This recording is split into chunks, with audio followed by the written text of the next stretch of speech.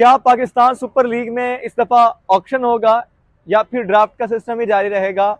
दो जो नई टीम शामिल होनी है उनका तरीकाकार क्या है, आज की इस वीडियो में यही बताऊंगा। क्योंकि लोग बहुत ज़्यादा पूछ रहे थे कि क्या पीएसएल का ऑक्शन होगा, नीलामी होगी जिस तरह आईपीएल में होता है, या फिर कुछ मुख्तलिफ होने जा रहा है, या फिर वही ड्राफ्ट की तरह ही रहेगा जो पहले हमारा सिस्टम चला आ रहा है।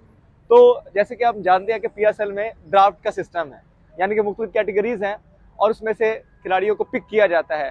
पिक की नंबरिंग होती है कि कौन सी टीम कब पिक करेगी, वो पीसीबी ही डिसाइड करता है, उनकी नंबरिंग पीसीबी ही करता है और उस पैटर्न को सारी टीम जो है, फ्रेंचाइजेज जो है वो फॉलो करती हैं। लेकिन आईपीएल में टोटली मुख्तलिफ चीज़ें हैं। आईपीएल में ऑक्शन का निज़ाम है, लेकिन क्या इस मरतबा पाकिस्तान सुपर लीग में जो दो नई टीमें शामिल होनी हैं उसके बाद ऑक्शन होगा और टीम्स को ऑक्शन के जरिए ही सिलेक्ट किया जाएगा? तो ये बहुत बड़ा सवाल मुझसे पूछा जा रहा था, तो उसका जवाब मैं आपको देने जा रहा हूँ।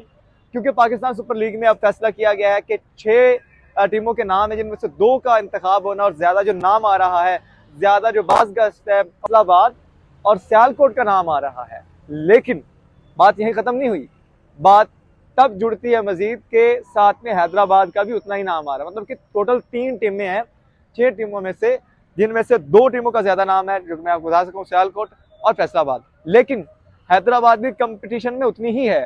तो ये तो डिपेंड करता है कि कौन सी फ्रेंचाइज जो है नई आती है, ऑनर आता है और इन दोनों को खरीदता है। ये सबसे बड़ा सवाल है। लेकिन अब तक जो इन्फॉर्मेशन आई उसके मुताबिक बाहर से लोग भी खरीदना चाहते हैं फैसलाबाद की टीम को, और कुछ लोग पाकिस्तान के अंदर से भी खरीदना चाहते हैं। जैसे कि हम वैल्यूएशन की बात करें और जो 2025 में टीम्स की मालियत थी, तो सबसे महंगी टीम कराची किंग्स थी। 6.2 से राउंड अबाउट उनका मिलियन डॉलर में उनकी कीमत थी, और उसके बाद एंड पे क्वेटा ग्लैडिएटर्स थी, वो भी 1.1 मिलियन के राउंड अबाउट थी। तो सबसे महंगी टीम जो है वो कराची किंग्स रही है 2025 में। तो क्या 2026 में भी जो नई टीम आएगी वो सबसे महंगी होगी? प्रोसीजर क्या है? अभी रिसेंटली ही पीसीबी ने बिडिंग का निज़ाम जो है वो मुतारिफ करवाया है। वो जो बिडिंग के थ्रू जो तारीख है वो मुख्तस की गई है बिडिंग की, और वो 15 दिसंबर रखी गई है। बिडिंग होगी, पहले कुछ कवायद है, डॉक्यूमेंटेशन है, वो जिसने खरीदनी है उसको देने होंगे, और उसके बाद ही वो पूरा प्रोसीजर है उसको फॉलो करके बिडिंग होगी। आईपीएल में टीम्स की भी ऑक्शन होती है और खिलाड़ियों का भी ऑक्शन होता है। आप जानते होंगे कि खिलाड़ी एक प्रोसेस के थ्रू होके फिर आते हैं।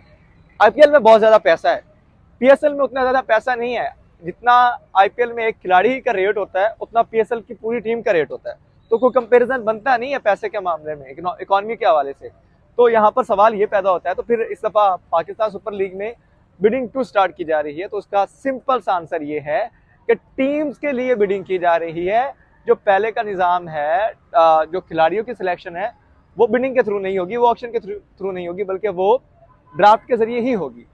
तो अगर हम ड्राफ्ट और ऑक्शन को थोड़ा सा इसका फ़र्क देख लें, मुवाजना करके, तो ऑक्शन में क्या होता है कि आईपीएल की अगर हम बात करें, क्योंकि आईपीएल का बड़ा ब्रांड है, उस तरह का पीएसएल का ब्रांड भी है, बन चुका है, इसमें कोई शक नहीं। लेकिन थोड़ी सी इकॉनमी में मसाइल है, हम उतने हमारे जो ब्रांड उतना बड़ा उसमें पैसा इन्वेस्ट नहीं करती कंपनीज।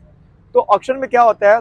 ऑक्शन में आईपीएल में देखिए सिस्टम जो सबसे पहले तो भारतीय और गैर मुल्की जो खिलाड़ी है वो रजिस्ट्रेशन करवाते हैं।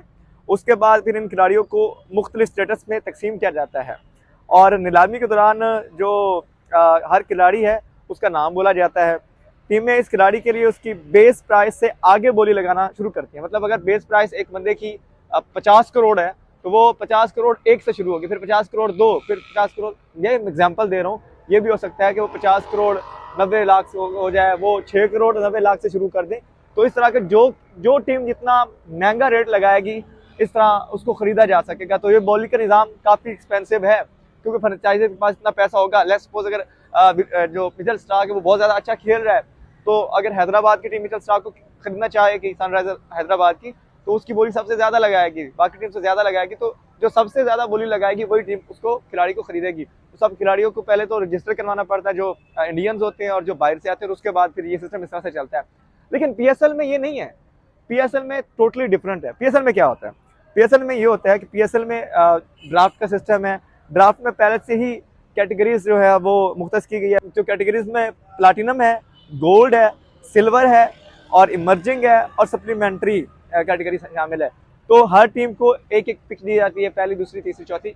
तो उस हिसाब से वो खिलाड़ियों को पिक करती है। इनकी पहले से मुख्तस होता है लेकिन जैसे कि प्लाटिनम कैटेगरी के जो होंगे उनकी अलग सैलरी होगी, उनका अलग से रेट मुख्तस होगा। इस तरह जो डायमंड में होगा उनका अलग से होगा, और इस तरह जो गोल्ड में होंगे उनका अलग रेट होगा। यानी कि जो प्लाटिनम है वो सबसे ज्यादा महंगे होंगे, और उससे जो नीचे हैं वो उससे थोड़े कम होंगे, और जो फिर गोल्ड है वो तीसरे नंबर पर आएगा। वो उससे मतलब एक अगर खिलाड़ी प्लाटिनम में 50 करोड़ का है तो उससे नीचे जो आएगा वो 34 करोड़ का होगा, और उससे नीचे जो आएगा वो मतलब नीचे नीचे ज्यादा जाएगा। और एंड में आके सप्लीमेंट्री इमर्जिंग में से एक आध खिलाड़ी पिक करना होता है उन्होंने, और एंड पे सप्लीमेंट्री आ जाते हैं तो इनकी सबसे कम कीमत लगाई जाती है।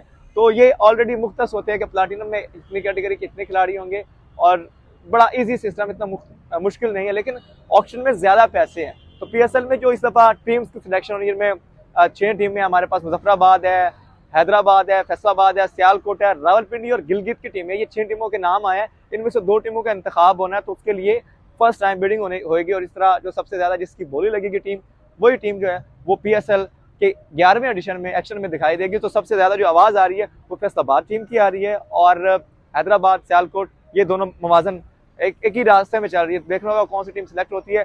आपकी क्या राय है, और ये भी बताइएगा कि अगर फैसलाबाद की टीम या फिर सियालकोट की टीम पीएसएल में आती है तो उनकी जर्सी का कलर क्या होगा, और आपका कौन सा खिलाड़ी जो फेवरेट खिलाड़ी है वो फैसलाबाद में खेलना चाहिए, कौन सा आपका खिलाड़ी फेवरेट जो है वो हैदराबाद में अगर आती है तो उसमें खेलना चाहिए, ये भी बताइएगा। आपसे मुलाकात होगी अगली वीडियो में, तब तक मुझे दीजिए अल्लाह निगहबान।